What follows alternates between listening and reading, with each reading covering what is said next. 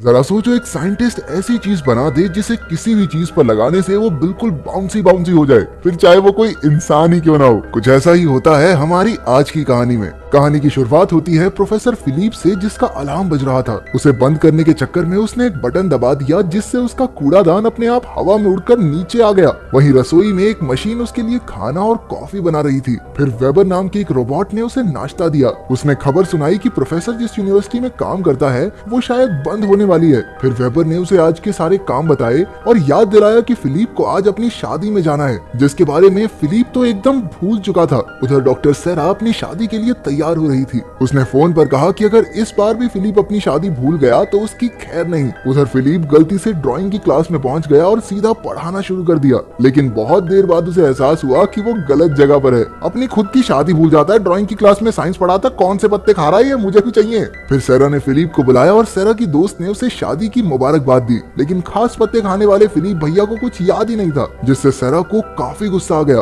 उसने कहा कि आज भी अगर वो शादी के लिए समय पर नहीं पहुंचा तो वो समझ जाएगी कि फिलिप को मशीनों से उससे ज्यादा प्यार है। बाद में फिलिप जब एक लैब में काम कर रहा था तभी विल्सन वहां आया। उन दोनों की कुछ खास बनती नहीं थी। विल्सन ने बताया कि वो उसकी गर्लफ्रेंड सेरा को छीनने की तैयारी में है, लेकिन फिलिप को कोई फर्क नहीं पड़ा। शाम को फिलिप शादी के लिए तैयार हो रहा था कि अचानक उसे अपने कंप्यूटर पर एक इक्वेशन दिखी, जिससे उसके दिमाग की बत्ती जल गई। फिलिप ने एक नई चीज ढूंढ ली थी और उसी वक्त उसमें जुट गया। अबे शादी में चला जा, नहीं तो जो है उससे भी हाथ धो बैठेगा, नई चीज बना रहा है। उसके रोबोट वेबो ने उसे याद दिलाने की कोशिश की कि भैया शादी में जाना है, चलो चलो शादी में। लेकिन जब फिलिप ने उसकी एक ना सुनी तो उसने भी शादी कैंसिल कर दी। फिलिप सीधा अपनी लैब में पहुंचा और उबलते हुए कुछ लिक्विड्स में अपना एक बाल डाल दिया। फिर उसने पीछे हटकर एक बटन दबाया और उसी वक्त बहुत बड़ा धमाका हो गया। फिलिप ने अपना चश्मा साफ करके देखा। दूसरी ओर सेरा रोते हुए चर्च की खिड़की से बाहर देख रही थी। फिर रात हुई, लेकिन फिलिप अब तक एक्सपेरिमेंट में कामयाब नहीं हो पाया था। लेकिन अचानक डिब्बे से धुआं निकलने लगा।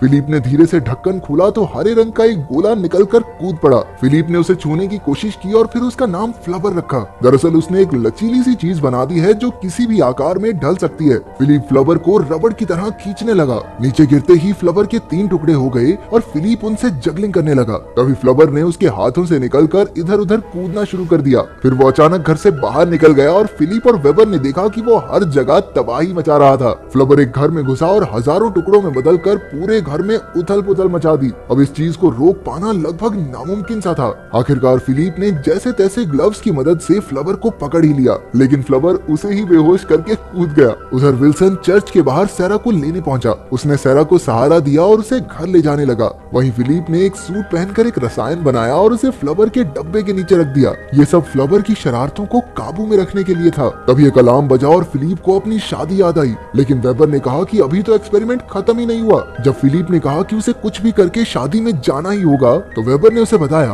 वो चाचे शादी आज थोड़ा ना है, शादी तो कल थी। फिर फिलिप सीधा सेरा को मनाने पहुंचा, लेकिन वो तो कुछ सुनने को तैयार ही नहीं थी। वो पहले ही फिलिप को 3 मौके दे चुकी थी। हर बार बेचारी अकेली ही चर्च में उसका इंतजार करती रह जाती। फिर फिलिप ने उसे फ्लवर दिखाया, लेकिन सेरा को इसमें कोई दिलचस्पी नहीं थी। फिलिप के मुताबिक फ्लवर के जरिए यूनिवर्सिटी को बंद होने से बचाया जा सकता है। फिर वो खिड़की से ये कहकर बाहर कूद गया कि फ्लवर उसे बचा ही लेगा, लेकिन उसके कूदने से पहले ही फ्लवर उसकी जेब फाड़ कर निकल गया और फिलिप भैया की हड्डी बसली एक हो गई। इसके बाद हम फिलिप के एक स्टूडेंट बेनेट को देखते हैं, जो चेस्टर नाम के एक बदमाश का बेटा था। उसने घर जाकर अपने बाप को बताया कि उसे बास्केटबॉल टीम से निकाल दिया गया है और वो केमिस्ट्री में भी फेल हो गया। चेस्टर ने अपने मुस्टंडों से पूछा, हाँ भाई बताओ लड़का फेल कैसे हो गया? तो उन्होंने कहा कि शायद टीचर को फिर से सबक सिखाना पड़ेगा। वो दोनों फिलिप के घर पहुंचे, जहाँ फिलिप एक और एक्सपेरिमेंट कर रहा था। मुस्टंडो ने खिड़की से देखा कि फिलिप ने फ्लवर की क्रीम बनाकर एक बॉल पर लगा दी और जैसे ही वो बॉल नीचे गिरी वो भी फ्लवर की तरह कूदने लगी। अचानक वो एक मुस्टंडे के सर पर जा लगी और उसे नीचे गिरा दिया। फिर फिलिप ने एक भारी बॉल पर वो क्रीम लगाई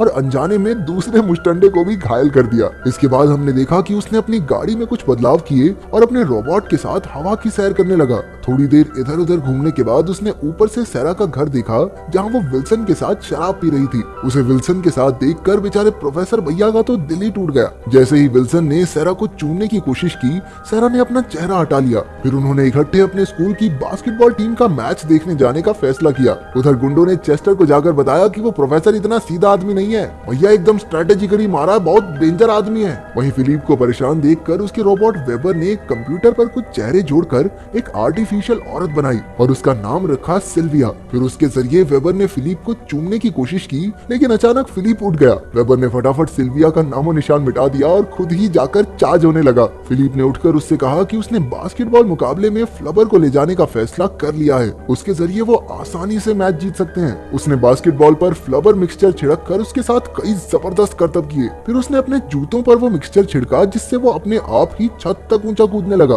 उसने फ्लबर की मदद से अपनी बास्केटबॉल टीम को जिताकर सेरा को खुश करने का प्लान बनाया। जाने से पहले उसने वेबर को घर का ख्याल रखने को कहा।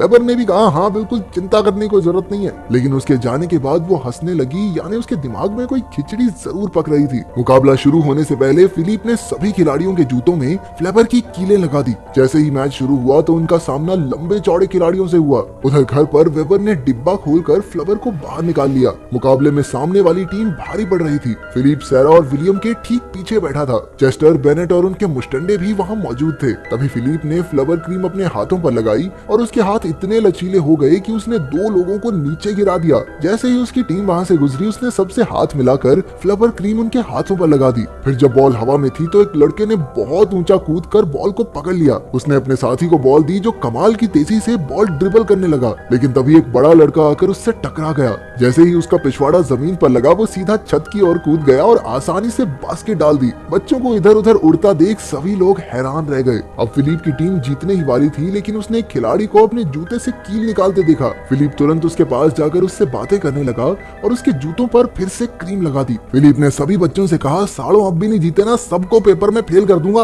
अब समय बहुत कम बचा था। आखिरकार एक बच्चे ने हवा में गुलाटियां खाते हुए बेहतरीन तरीके से बॉल को बास्केट में डालकर अपनी टीम को जिता दिया। चेस्टर ने हिसाब लगाया कि इसमें जरूर फिलिप का कोई हाथ है। उधर फिलिप ने जाकर सेरा को बताया कि फ्लबर की वजह से ही वो ये मुकाबला जीते हैं। लेकिन सेरा उससे अब भी नाराज थी, तो उसे ज्यादा भाव न देते हुए वो वहाँ से चली गई। रास्ते में चेस्टर ने फिलिप को उड़ती हुई गाड़ी में बैठे देखा। वहीं घर लौटते हुए बेचारा फिलिप काफी दुखी था और उसने वेबर से कहा कि शायद वो सेरा के लायक ही नहीं है। सेरा उसके दिलो दिमाग पर राज करती है, लेकिन फिर भी वो अपना प्यार जता नहीं पाता। अब वेबर ने उन्हें फिर से मिलाने की ठान ली। वो उड़कर सेरा की खिड़की तक पहुंची और उसने फिलिप की सारी बातों की रिकॉर्डिंग दिखाई। फिलिप का उसके लिए प्यार देखकर सेरा की भी आंखें भर आई। सेरा ने फिलिप के घर जाकर उसे चूम लिया। फिर दोनों ने उड़ती गाड़ी में बैठकर फ्लवर के जरिए यूनिवर्सिटी को बचाने की तरकीब लगाई। जैसे ही वो लौटे तो चेस्टर और उसके गुंडे उनके स्वागत के लिए खड़े थे। चेस्टर ने उन्हें काफी पैसों का लालच दिया, लेकिन फिलिप ने कहा कि ये गाड़ी बिकाऊ नहीं है। चेस्टर ने यूनिवर्सिटी का कर्ज माफ करने की भी बात कही, लेकिन फिर भी फिलिप नहीं माना।